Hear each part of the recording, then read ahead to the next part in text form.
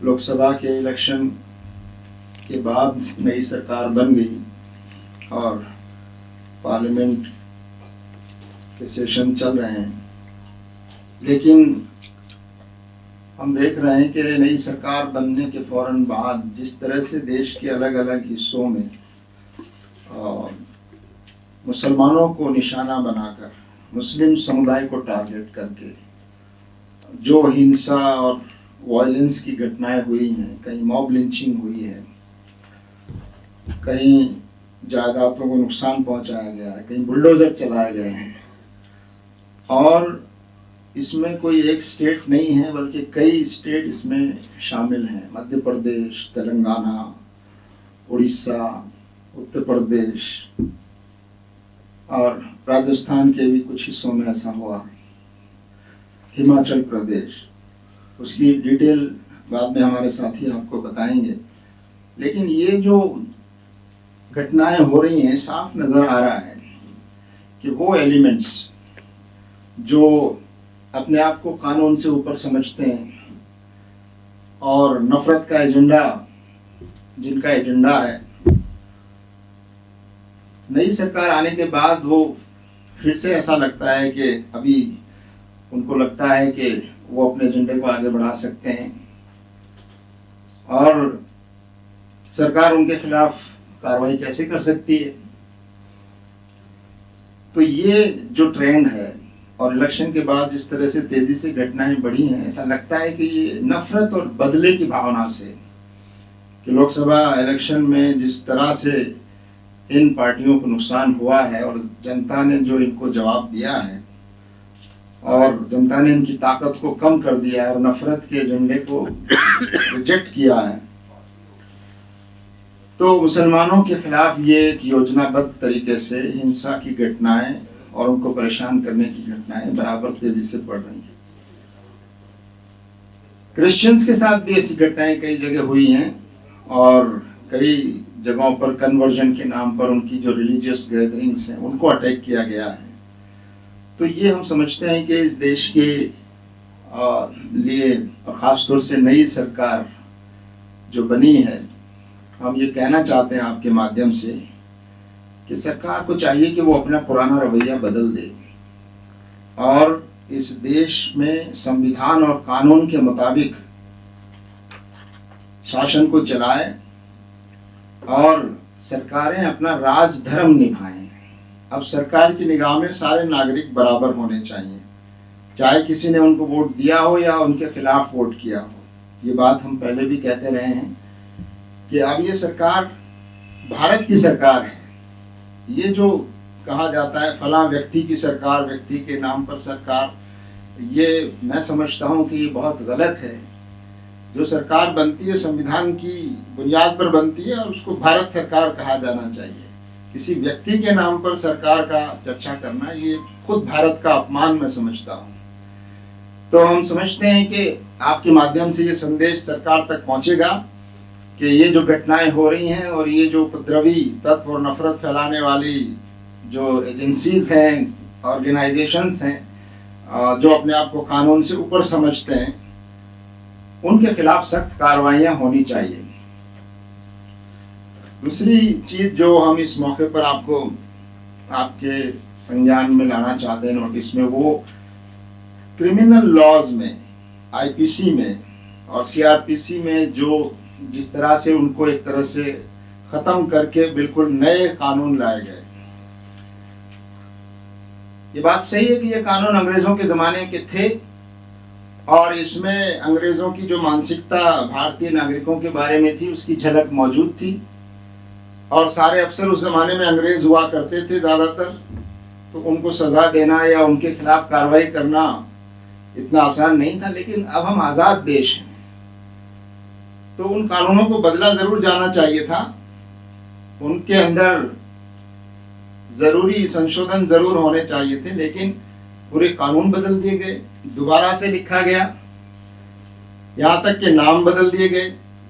हमारा देश ऐसा देश है जहाँ पर हर राज्य में अलग अलग भाषाएं बोली जाती हैं। बहुत से लोग हिंदी नहीं समझते देश में, लेकिन उन कानूनों को ऐसा नाम दिया गया जो सबको ऐसे, जो अंग्रेजी भाषा जो सबके लिए एक्सेप्टेबल होती, उसको बदलकर आप एक संस्कृताइज नाम उसको देकर क्या चीज आप थोपना चाहते हैं। दूसरी बात ये कि आपने इन कानून में पुलिस को और ज्यादा अधिकार दे दिए। ये कहा गया है कि पुलिस तय करेगी कि एफआईआर दर्ज होनी चाहिए कि नहीं होनी चाहिए। 3 साल से 7 साल तक के जिन जिन अपराधों में सजाएं हैं उनके बारे में पुलिस तय करेगी कि एफआईआर होनी चाहिए कि नहीं होनी चाहिए। एफआईआर होना तो हर नागरिक का अधिकार है। अगर उसको लगता है कि अपराध हुआ है और वो उसको दर्ज कराना चाहता है तो इसको जरूर दर्ज किया जाना चाहिए। तो सरकार को और पुलिस को जिस तरह से और ज्यादा पावरफुल करके हमारे देश को इन कानूनों के माध्यम से एक पुलिस स्टेट में बदलने की कोशिश हो रही है, और इन कानूनों का दुरुपयोग अपने विरोधियों को सबक सिखाने, विरोधियों को चुप करने, विरोधियों को सजा देने, विरोधियों को अपराधी बनाने में किया जाता रहा है पहले भी, और अब और ज्यादा किया जा सकता है। इसका ऐसी आशंकाएं और बढ़ गई। इसमें पुलिस हिरासत की जो सीमा है उसको भी बढ़ाया गया है। 60 दिन कर दिया गया है। पहले 15 दिन थे, 60 दिन किए गए हैं, और 60 दिन के बाद भी आप 15-15 दिन का एक्सटेंशन ले सकते हैं, 90 दिन तक। तो ये जो आप इस कानून को जनता के फेवर में करने के बजाय आप एक सरकार एक तरह से एक पुलिस स्टेट में इसको कन्वर्ट करने की कोशिश हो रही है। सेडिशन और राजद्रोह का जो कानून था उसको उस नाम से नहीं लाया गया। हमें लगता था कि राजद्रोह का कानून हट गया, लेकिन उससे ज्यादा खतरनाक धारा उसमें ऐड कर दी गई, और सरकार का विरोध जो है अब देश का विरोध कहलाएगा। एक तरह से सरकार के विरोध को देश के विरोध समझा जाएगा। सिक्योरिटी के नाम पर आप किसी भी विषय में सिक्योरिटी का एक टैग लगा दें और फिर किसी के खिलाफ कितनी ही बड़ी कार्रवाई करने के लिए आप अपने आप को जस्टिफाई करें। तो ये जो क्रिमिनल लॉज में जो तब्दीली की गई है, यकीनन अंग्रेजों के बनाए हुए कानून बदले जाने चाहिए थे, लेकिन अब जो कानून बने हैं वो उससे भी ज्यादा खतरनाक मालूम होते हैं। उससे भी ज्यादा ऐसा लगता है कि इनका दुरुपयोग करना ज्यादा आसान है, और लोगों अपने विरोधियों को चुप करने की कोशिश करना और विरोधियों को सताने में इन कानूनों का दुरुपयोग ज्यादा हो सकता है। एक और बड़ी महत्वपूर्ण बात इस बारे में यह है कि ये इतना बड़ा चेंज लाया गया बिना पार्लियामेंट में ठीक से बहस किए हुए। पार्लियामेंट में ठीक से बहस नहीं हुई। एक बड़ी संख्या में लोगों को, पार्लियामेंट के मेंबरान को सस्पेंड किया हुआ था। लोग पार्लियामेंट के बाहर थे, और ऐसे में जल्दी जल्दी में इतना सीरियस कानून, इतना बड़ा कानूनी बदलाव जो है वो लाया गया। ये खुद हमारी संवैधानिक प्रक्रिया को, कानून बनाने की प्रक्रिया को, और देश की जनता ने जो पार्लियामेंट को जो अधिकार दिए हैं कानून बनाने, उसका एक अपमान है कि आप बिना बहस के इतनी बड़ी तब्दीलियां कानून में ला रहे हैं जो नागरिकों के खिलाफ हैं, और इस देश को एक नागरिकों की स्वतंत्रता का सम्मान करने के बजाय इसको एक पुलिस स्टेट बनाने की कोशिश इन कानूनों के जरिए की गई, हम समझते हैं। तीसरा मुद्दा तो आप सब जानते हैं, बहुत दिनों से चल रहा है, नीट का एग्जाम, और उसमें जो घोटाले घपले हुए हैं और जिस तरह की गड़बड़ियां हुई हैं वो अब सबके सामने आ चुका है, और इससे देश की जनता का, नौजवानों का, छात्रों का विश्वास हमारे एग्जामिनेशन के सिस्टम पर से उठता जा रहा है। और सरकार बहस करने को तैयार नहीं है, बात करने को तैयार नहीं है। पार्लियामेंट में जब इसके लिए आवाज उठाई जाती है कि इस पर बात कीजिए, तो बात करने के लिए सरकार तैयार नहीं है। तो ये एक बहुत ही अफसोस की बात है कि इतना बड़ा एग्जाम जो सेंट्रलाइज तरीके से कराया जा रहा है और उसमें इतने बड़े पैमाने पर घपले घोटाले हुए, यकीनन उसकी जांच की जा रही है। हम समझते हैं कि जांच सामने आएगी, और इस जांच के नतीजे में जो लोग भी दोषी पाए जाएं उनको सजाएं मिलनी चाहिए, और सिस्टम में ऐसे परिवर्तन लाने चाहिए ताकि ऐसी गलतियां फिर न दोहराई जा सके। सरकार की तरफ से इतने बड़े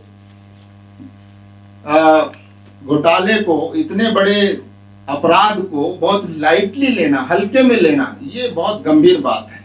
और ये अफसोस की बात है कि जिससे लाखों लोगों का भविष्य जुड़ा हुआ हो, छात्रों का, उसको सरकार गंभीरता से नहीं ले रही है, उसको सरकार पार्लियामेंट में डिस्कस नहीं करना चाह रही है। तो हम समझते हैं कि इस पर कार्रवाई होनी चाहिए। और देश, हम ये भी कहते आए हैं, पहले भी कहा हमने, कि ये जो पूरे देश का आपने एक एग्जामिनेशन जो कराने का जो सिस्टम चलाया है, एक देश, एक एग्जाम, एक व्यक्ति, ये जो मानसिकता आगे बढ़ रही है, ये बहुत खतरनाक है। इतना बड़ा देश है और कई राज्य पहले से डिमांड करते रहे हैं कि इसको डिसेंट्रलाइज करना चाहिए और ये कॉम्पिटिटिव एग्जाम्स डिसेंट्रलाइज होने चाहिए, नीट जैसे एग्जाम्स को। कई स्टेट्स, खासतौर से तमिलनाडु वगैरह, तो पहले से ये डिमांड करते रहे हैं। तो हम आपके माध्यम से बात पहुंचाना चाहते हैं कि इस मसले पर जो दोषी हैं उनको बचाने की कोशिश नहीं होनी चाहिए। सरकार ने कहा है कि नीट में कोई बहुत बड़ा घपला नहीं हुआ है। ये कितनी गंभीर बात है, कितनी खतरनाक बात है कि सरकार बचाने के लिए इसको इतना हल्का करके बताए। अभी जांच पूरी नहीं हुई है, अभी जांच होना बाकी है और सरकार पहले से उसको बचाने के लिए इस तरह के बयान दे रही है। तो साफ जाहिर है कि सरकार इसके लिए जो दोषी लोग हैं उसको सजा देने में बहुत गंभीर नहीं है। नीट का एग्जाम कैंसिल करने की बात, हम ये समझते हैं कि जांच पूरी हो, जांच में जो तथ्य सामने आए उसके आधार पर कोई निर्णय लेना चाहिए। और इतनी बड़ी संख्या के में लोगों को एग्जाम कैंसिल करके उनके भविष्य को खतरे में डालना हम ठीक नहीं समझते। तो जब तक पूरी जांच सामने नहीं आ जाए, इसको कैंसिल करने को होल्ड करना चाहिए। और हम समझते हैं कि ये इसका इलाज नहीं है, बल्कि बहुत से लोगों के फ्यूचर के साथ ये खिलवाड़ होगा।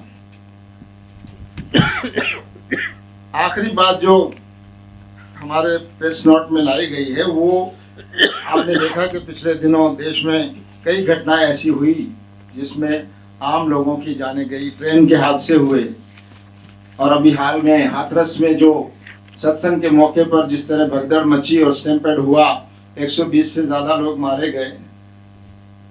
और वहां भी हम देख रहे हैं कि सरकार, और हमारे खुद दिल्ली में टर्मिनल 1 पर जो जिस तरह का हादसा हुआ, और उसमें ये बहुत गंभीर घटनाएं हैं। इस पर स्पेशली हमारे साथी शफी मदनी साहब और विस्तार में आपको बताएंगे। लेकिन हम ये समझते हैं कि दोषियों को बचाने की कोशिश नहीं होनी चाहिए। जो भी दोषी है, एडमिनिस्ट्रेशन है, और ऐसे कदम उठाने चाहिए कि इस तरह की घटनाएं दोबारा न हो। तो मैं इसी के साथ माइक हमारे साथी शफी मदनी साहब को हैंड ओवर करता हूं कि वो पब्लिक सेफ्टी के बारे में जो और डिटेल हैं आप बताएं। उसके बाद जो पूरे देश में मॉब लिंचिंग और वायलेंस की जो घटनाएं हुई हैं, उस पर एक डिटेल रिपोर्ट जो APCR की तरफ से तैयार हुई है, वो आपके सामने उसकी कुछ झलकियां हमारे साथी वासिक नदीम साहब APCR के सेक्रेटरी पेश करेंगे।